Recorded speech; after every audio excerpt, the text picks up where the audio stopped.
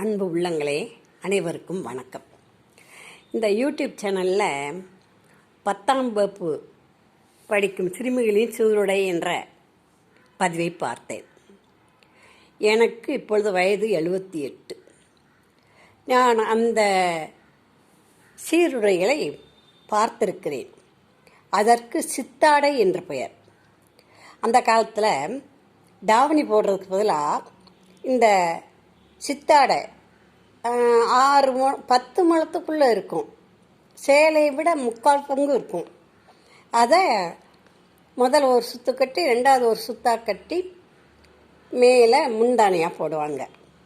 அதுக்கு சட்டை எப்படி இருக்கும்னு சொன்னால், இப்போது பாய்ஸ் எல்லாம் டிஷர்ட் போடுறாங்க இல்லையா, அது மாதிரி இருக்கும். அந்த டிஷர்ட்டில் கீழே வயிற்று பகுதியில் இடது பக்கமாவது வலது பக்கமாவது பாக்கெட் இருக்கும். ஒரு பாக்கெட் இருக்கும், இல்லை 2 பாக்கெட் இருக்கும். ஆனால் அதை பட்டன்லாம் இருக்காது. தலைவலியே அப்படியே போடுறது தான். கழுத்து ஒட்டி இருக்கும். அது சித்தாடையை கட்டி அந்த டிஷர்ட் போட்டு அந்த டிஷர்ட்டுக்கு மேலே முந்தானியை மேலே போடுவாங்க. அதை நான் பார்த்துருக்குறேன். 1954, 53 வரைக்கும் கூட அது இருந்தது கிராமப்புறங்களில். அப்போது வசதியான வீட்டிலெல்லாம் 10 வயது வரைக்கும் கவுன் தான் போடுவாங்க. ஆங்கிலேயர்கள் போட்ட கவுனை பார்த்து தச்சு அதே மாதிரி கால் வரைக்கும், பாதம் வரைக்கும், கணுக்கால் தெரியாமல் கவுன் போடுவாங்க. இடுப்பில் பாதி சுருக்காக இருக்கும், இடுப்பு கீழே. அதை கயிறு வச்சு கட்டி விட்டுருவாங்க. இப்போ நைட்டி போடுறாங்களே, அது மாதிரி அது கவுன் தான் போடுவாங்க. அந்த 10 வயசுக்கு மேலே பாவாடைங்கிறது 54, 55 வரைக்கும் பெரிய வீட்டுகளில், பெரிய வீட்டு வசதியான வீட்டு பிள்ளைகள் தான் பயன்படுத்துறது. எனக்கு கூட எனக்கு முந்தின எங்கள் அத்தைமாரெல்லாம், எங்கள் அத்தையெல்லாம் சித்தாடை தான் கட்டி இருந்திருக்குறாங்க. அவங்க பாவாடை தவணி போடலை. அதுக்கப்புறமா அவங்க காலத்துக்கு பின்னால் நான் 30 வயசுக்கு பின்னால் பிறந்திருப்பேன். அத்தை காலத்துக்கு. என்னுடைய காலத்தில் கிராமங்களில் அந்த சித்தாடைங்கிறது கொஞ்சம் எளிய வீட்டு ஆடைகளாக இருந்தது. கொஞ்சம் நடுத்தர வசதி கொண்ட வீட்டில் கூட பாவாடையும் சட்டையும் தைக்க ஆரம்பிச்சிட்டாங்க. அப்போ சட்டை எப்படின்னா, அந்த டிஷர்ட் மாதிரியே தைச்சு ஃபுல்லாக முன்பகுதியில் ஓப்பன் வச்சு அதில் பட்டன் போட்டிருப்பாங்க. அமுக்கு பட்டன் அல்லது பித்தான் போட்டிருப்பாங்க.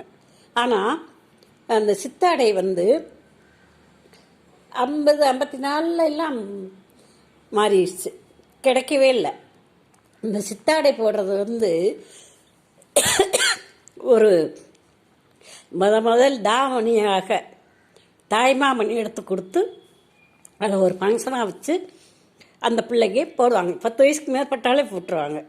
அது மாதிரி எனக்கு செய்யணும்னு எங்கள் ஆச்சி ரொம்ப மெனக்கெட்டாங்க. சித்தாடை கிடைக்குமா, சித்தாடை கிடைக்குமான்னு. நெசவாளர் வீட்டிலெல்லாம் கூட கேட்டு விட்டாங்க. இப்போ சித்தாடை நெசவு ஒன்று இல்லைன்னு போயிடுச்சுமா, பாவாடை தாவணின்னு வந்துருச்சு. இப்போ பாவாடை தாவணி தான் ஃபேமஸ்ஸு, இப்போ சித்தாடையே கிடையாதுன்னு சொல்லிட்டாங்க. பெரிய வசதியான வீட்டு ஆளுங்க அப்போல்லாம் பட்டு சித்தாடை, பருத்தி சித்தாடைன்னு தனித்தனியாக வச்சுருப்பாங்க.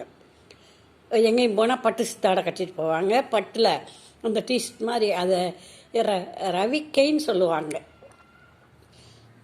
ஜாக்கெட்னு சொல்ல மாட்டாங்க. ஜாக்கெட் மாதிரி தான், மேலே ஓடி தான் போடணும். டிஷர்ட் மாதிரி இருக்கும். அந்த சட்டையை போட்டு இந்த தாவணியை போடுவாங்க. அந்த எளிய வீட்டுக்காரங்க அதை பயன்படுத்துகிறாங்கன்னா 10 வயசுக்கு 12 வயசுலேருந்து ஏஜ் அட்டன் பண்ணுறவங்க பூ படைகிற வரைக்கும் அந்த சித்தாடை தான் கட்டுவாங்க. பூ படைஞ்சிட்டா சேலை கட்ட ஆரம்பிச்சிருவாங்க. அந்த சேலையை பின்குசம் வச்சு கட்டுவாங்க. அதனால் அவங்கள பற்றி அந்த பாவாடைங்கிற பேரே தெரியல. அப்போ அதுக்கப்புறம் அந்த பாவில் மிச்சம் இருக்க துணியை சுருக்கு வச்சு தைச்சு அந்த நெசவாளர் வீட்டு பிள்ளைகள் போட்டு அதை பார்த்து அந்த பாவாடையும் புழக்கத்துக்கு வந்துருச்சு. அதனால் சித்தாடைங்கிறது தான் சீருடையாக இருந்திருக்கு. இப்போ நான் 1915 பார்த்ததில்ல. ஆனால் எனக்கு விவரம் தெரிய எங்கள் வீட்டில் வேலை செய்ய வர்றவங்க சித்தாடை கட்டியிருந்தாங்க. எனக்கு அது மாதிரி வேணும்னு நான் கேட்டிருக்கேன். கேட்டப்போ நிறைய விசாரித்து பார்த்தாங்க, எங்கேயும் கிடைக்கல. நெசவு சாலைகளில், நெசவு கூடங்கள்ல எல்லாம் கூட வர்ற கிராமத்தில் விற்க வர்ற வியாபாரிகள்கிட்ட கேட்டாங்க, அங்கேயும் கிடைக்கல. டவுன்களில் மதுரை டவுன்லாம் சித்தாடையே இல்லை, இப்போ பாவாடை தாவணி சட்டைன்னு வந்துருச்சுன்னு சொன்னாங்க.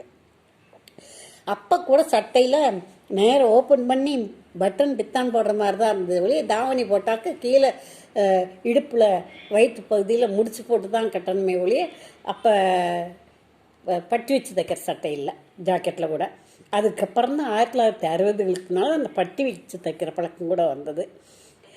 இப்போது நான் வயசான காலத்தோடு நிற்கிறேன், பட்டி வச்சு போடுறது கொஞ்சம் சிரமமாக இருக்குது, பேசாமல் அந்த மாதிரி ரவிக்கா தைச்சிக்கலாமான்னு கூட எனக்கு ஒரு எண்ணம் உண்டு. ஆனால் அது தைக்க தெரியுமா டைலருக்குங்கிற ஒரு சந்தேகம். அது மாதிரி அந்த சீருடைக்கு, அந்த யூடியூப் சேனலில் வந்திருக்க சீருடைக்கு சித்தாடைன்னு பேர். சினிமா பாட்டோட சித்தாடை கட்டிக்கிட்டு சிங்காரம் பண்ணிக்கிட்டு, அப்போல்லாம் அலங்காரம் பண்ணுறதுக்கு சிங்காரம் பண்ணிட்டேன்னு தான் சொல்லுவாங்க, சிங்காரிச்சிட்டு வா அப்படின்னு தான் சொல்லுவாங்க. அது மாதிரி சித்தாடை கட்டிக்கிட்டு சிங்காரம் பண்ணிக்கிட்டு அப்படின்னு ஒரு பாட்டு கூட இருக்கும்னு நினைக்கிறேன்.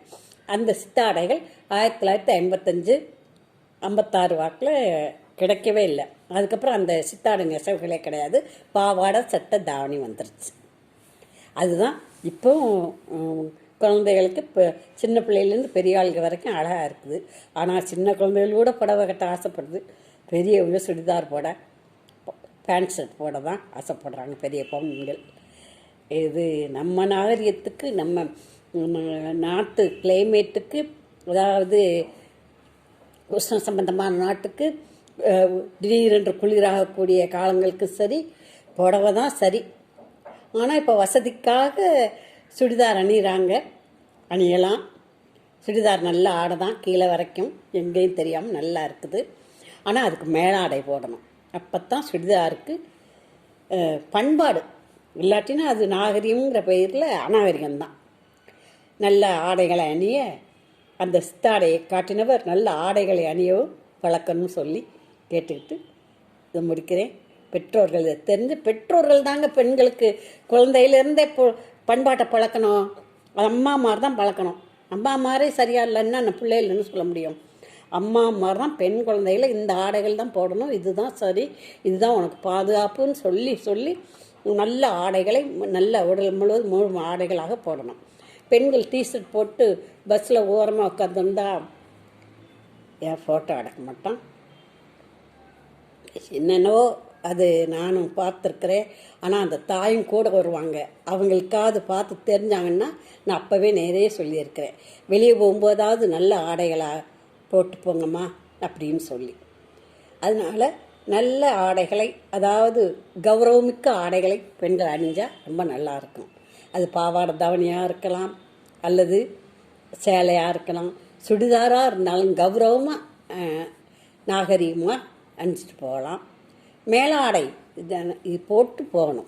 சுடிதார் அணிஞ்சாலும் மேலாடை போட்டு போவது மிகவும் நன்றாக இருக்கும். இதை பார்த்தவங்க, புரிஞ்சுக்கிட்டவங்க, நமது பண்பாட்டை புரிஞ்சுக்கிட்டவங்க, தெய்வீகத்தை தெரிஞ்சுக்கிட்டவங்க அந்த பண்பாட்டை கடைப்பிடிங்க. நம்ம பாரத நாட்டின் பண்பாட்டை விட்டுறாதீங்க.